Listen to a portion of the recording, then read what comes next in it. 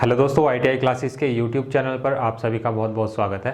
तो दोस्तों, हम लोग बात कर रहे थे फोर्स के विषय में और इसमें हमने आपको बताया था कि कंपोजिशन ऑफ फोर्स निकालने के लिए आपके पास में 3 से 4 मेथड्स हैं, 3 से 4 आपके पास में नियम हैं। तो जिसमें हमने सबसे पहला जो नियम था आपका law of parallelogram of forces, मतलब बलों का समांतर चतुर्भुज का जो नियम था उसको हमने डिस्कस किया था। उस पर बेस्ड जिस तरह के न्यूमेरिकल्स आपसे एग्जाम्स में पूछे जाते हैं उनको भी डिस्कस किया था।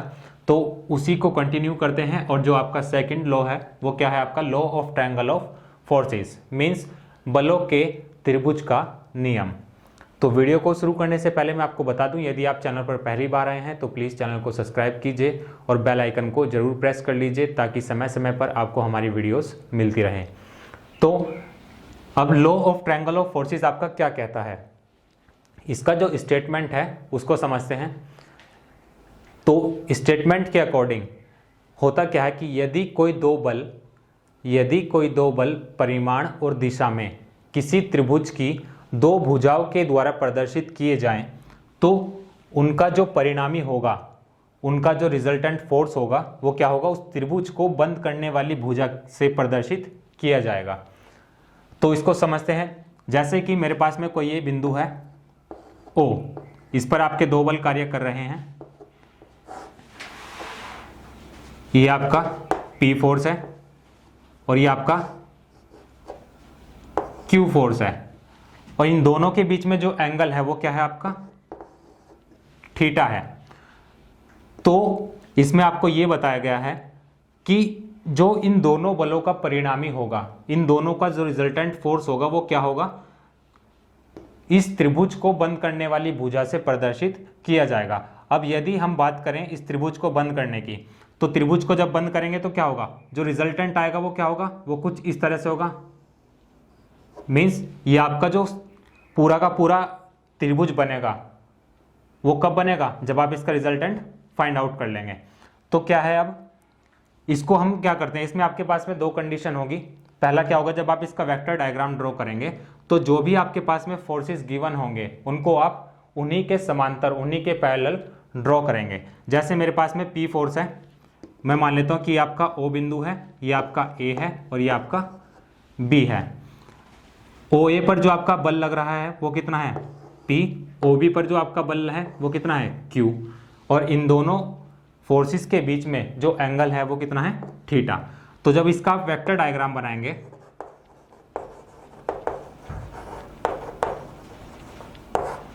तो वो किस तरह से ड्रॉ करेंगे, जो आपका फोर्सेस होंगे उन्हें आप पैरेलल ड्रॉ करेंगे। जैसे अगर ये आपका इस तरह से है तो क्या करेंगे, जो आपका P फोर्स होगा वो भी इसी तरह से ड्रॉ किया जाएगा। मींस ये दोनों के दोनों कैसे होने चाहिए, पैरेलल होने चाहिए।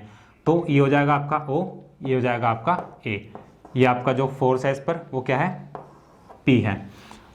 अब यदि मैं बात करूं OB की, तो इसको आप कैसे ड्रॉ करेंगे, ये आपका इस डायरेक्शन में दे रखा है, या तो आप यहां से ड्रॉ कर लीजिए या फिर आप यहां से ड्रॉ कर लीजिए। तो मैं क्या करूंगा, चूंकि मैंने कहा खत्म किया, यहां से O से ड्रॉ किया A तक, अब A से कंटिन्यू करेंगे इसको और OB के पैरेलल ड्रॉ करेंगे। यदि ये इस डायरेक्शन में थीटा एंगल पर, तो ये भी इसी डायरेक्शन में होगा थीटा एंगल पर, ये हो जाएगा आपका B, और इस पर जो आपका फोर्स होगा वो कितना हो जाएगा Q हो जाएगा। तो यहाँ से इसको मैं हटा देता हूँ, ये आपका B पॉइंट हो जाएगा और ये आपका फोर्स हो जाएगा यहाँ पर Q। अब बात आती है इसके रिजल्टेंट की। तो इनका रिजल्टेंट होगा, इसमें आपको एक चीज़ का ध्यान रखना है, जो रिजल्टेंट की डायरेक्शन होगी वो क्या होगी, इन दोनों फोर्सेस के अपोजिट होगी। अब यदि आप देखेंगे क्या होगा, ये आपका फोर्स P है तो इसकी जो डायरेक्शन है वो क्या है O से A की तरफ। इसी तरह जो आपका Q फोर्स है उसकी डायरेक्शन की बात करते हैं वो क्या है A से B की तरफ। मींस ये एक साइकिल में चल रहा है, मतलब यहाँ से ऐसे चला, यहाँ से ऐसे चला। अब जो आपका रिजल्टेंट होगा वो क्या होगा OB, मींस इन दोनों का आप क्या करेंगे मिला देंगे। एंगल मैंने आपको बताया था, इन दोनों के बीच में क्या एंगल है आपका थीटा एंगल है। तो या तो आप इसको आगे बढ़ा लीजिए, जब आप आगे बढ़ा देंगे तो ये वाला एंगल क्या होगा थीटा ही होगा ये भी। और अब जो आपका रिजल्टेंट होगा उसके डायरेक्शन की बात करते हैं। तो मैंने बताया इन दोनों फोर्सेस के अपोजिट डायरेक्शन में इसका क्या होगा रिजल्टेंट होगा। तो रिजल्टेंट की जो डायरेक्शन होगी वो इस डायरेक्शन में होगी, ये हो जाएगा आपका R। तो ये नियम आपको बताता है कि यदि किसी बिंदु पर दो बल कार्य कर रहे हों तो उन दोनों का जो परिणामी होगा वो इस त्रिभुज को बंद करने वाली भुजा, मतलब जो इस त्रिभुज को बंद करेगी OB, उसके द्वारा इन फोर्सेस का जो रिजल्टेंट होगा वो रिप्रेजेंट किया जाएगा। अब रिजल्टेंट निकालने के लिए आपके पास में हमने पहले ही पढ़ा था कंपोजिशन ऑफ फोर्सेस में, जब आपको बताया था, जो सबसे पहला नियम मैंने आपको बताया था law of parallelogram of forces, उसके द्वारा यदि आप डेरिवेशन करेंगे तो थोड़ा लेंथी हो जाएगी, अब वीडियो भी आपकी थोड़ी बड़ी हो जाएगी। तो इसी को यहाँ पर एक बार समझ लेते हैं। यदि आप AB के पैरेलल लाइन ड्रॉ करते हैं बिंदु O से, तो ये कुछ इस तरह से हो जाएगी, और OA के पैरेलल यदि लाइन ड्रॉ करेंगे तो ये क्या हो जाएगा, यहाँ से ये कुछ इस तरह से हो जाएगी। अब यदि आप देखें तो ये क्या होगा, आपका एक समांतर चतुर्भुज होगा, मतलब ये यदि आपने O माना, ये A, ये B और इसको मैं नाम दे देता हूँ C, तो OA किसके समांतर होगा, CB के समांतर होगा, और जो आपका OC होगा वो किसके समांतर होगा, AB के समांतर होगा। तो जो हमने डेरिवेशन किया था उसमें मैंने रिजल्टेंट निकालने के लिए आपके पास में एक फॉर्मूला बताया था, वो क्या था आपका, R² = P² plus Q² plus 2PQ cos theta, जहाँ P और Q आपके क्या हैं, फोर्सेस हैं जो आपको गिवन होंगे, और थीटा क्या होगा, इन दोनों फोर्सेस के बीच में जो आपका एंगल होगा। तो वहाँ से आप क्या कर सकते हैं, रिजल्टेंट फाइंड आउट कर सकते हैं। तो यदि मैं यहाँ से R का मान निकालूँ तो R बराबर क्या हो जाएगा, इसका स्क्वायर हट जाएगा, और जो इधर की पूरी वैल्यू होगी राइट हैंड साइड में वो पूरी अंडर रूट के अंदर आ जाएगी। तो ये हो जाएगा आपका P² plus Q² plus 2PQ cos theta, और इस पूरे का अंडर रूट लगा देंगे तो यहाँ से आपका क्या निकल जाएगा, ये रिजल्टेंट निकल जाएगा। और यही क्या है आपका बलों के त्रिभुज का नियम। एक बार फिर से समझते हैं इसमें होता क्या है। यदि किसी बिंदु पर दो बल कार्य कर रहे हों और वो परिमाण और दिशा में किसी त्रिभुज की दो भुजाओं के द्वारा प्रदर्शित किए जाएं तो उनका जो रिजल्टेंट होगा वो क्या होगा, इस त्रिभुज को बंद करने वाली भुजा से प्रदर्शित किया जाएगा। तो ये आपके पास में एक बिंदु था जिस पर दो फोर्सेस जो हैं आपके कार्य कर रहे थे, एक तो आपका P फोर्स था, दूसरा आपका Q फोर्स था। अब यदि आपका कोई O बिंदु है, इस पर आपके दो बल कार्य कर रहे हों P और Q। अब देखिए यहाँ से जो आपके दोनों फोर्सेस होंगे, इन दोनों के बीच में जो आपको एंगल गिवन होगा वो कितना होगा, थीटा होगा। अब इनके रिजल्टेंट की यदि मैं बात करूंगा तो इस त्रिभुज को बंद करने वाली जो तीसरी भुजा होगी, मीन्स ये जो भुजा होगी ये क्या करेगी, इसके रिजल्टेंट को प्रदर्शित करेगी। तो यहाँ पर मैंने इसको इसी तरह से बताया कि ये आपका क्या था, इसमें आपको दो चीज़ का विशेष ध्यान रखना है। एक तो आपका क्या होगा कि जो आपके फोर्सेस होंगे वो क्या करेंगे, पैरेलली ड्रॉ किए जाएंगे, और जो डायरेक्शन होगी रिजल्टेंट की वो क्या होगी, इन दोनों फोर्सेस के अपोजिट होगी। मीन्स यदि ये आपका फोर्स P जो था O A की तरफ लग रहा था, मतलब O से A की तरफ, और जो आपका Q फोर्स था वो A से B की तरफ लग रहा था, तो आपका जो रिजल्टेंट होगा OB वो क्या होगा, इन दोनों के अपोजिट होगा, मतलब इस तरह से होगा। तो ये आपका क्या करेंगे, जब आप इसके पैरेलल लाइन ड्रॉ करेंगे OA के, तो ये इस तरह से हो जाएगी आपकी CB, और जब आप AB के पैरेलल लाइन ड्रॉ करेंगे तो क्या हो जाएगी, OC हो जाएगी।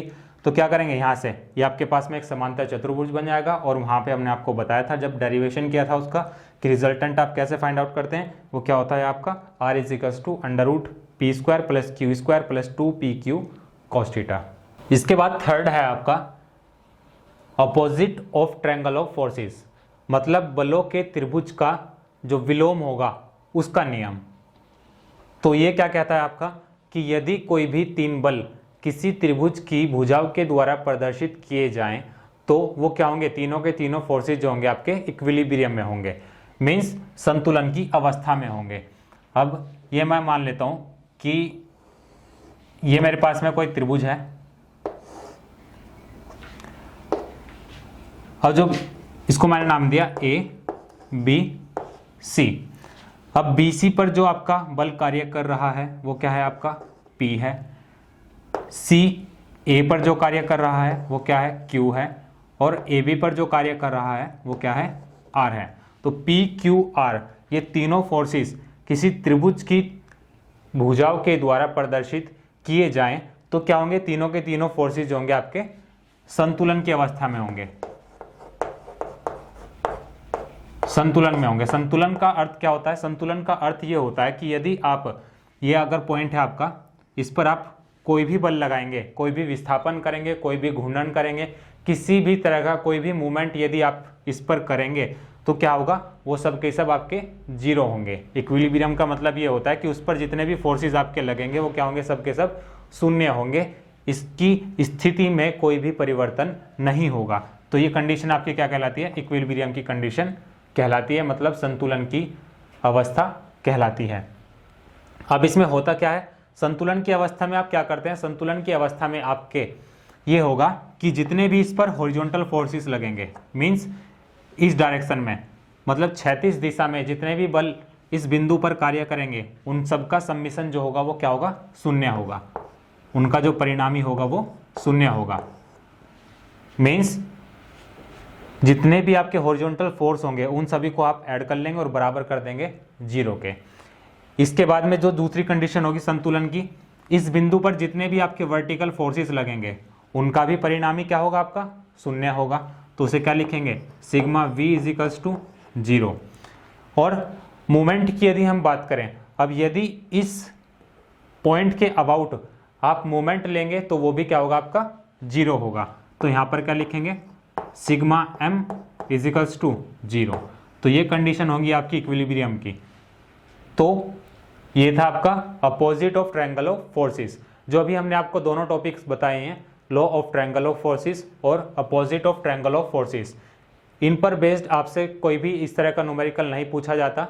तो जो जो टॉपिक हम आपको करवाएंगे वो हम आपको पहले ही बता देंगे कि जिस पर क्वेश्चन बनेगा आपका उनके क्वेश्चन हम आपको कराएंगे, और जिस पर क्वेश्चन नहीं बनेगा उसको भी हम क्या करेंगे, डेफिनेशन के थ्रू समझेंगे और उसको वहीं ख़त्म कर देंगे। तो दोस्तों आज की वीडियो में सिर्फ इतना ही। नेक्स्ट वीडियो में हम बात करेंगे इसके अलावा जो आपके पास में नियम बचे होंगे उनके बारे में।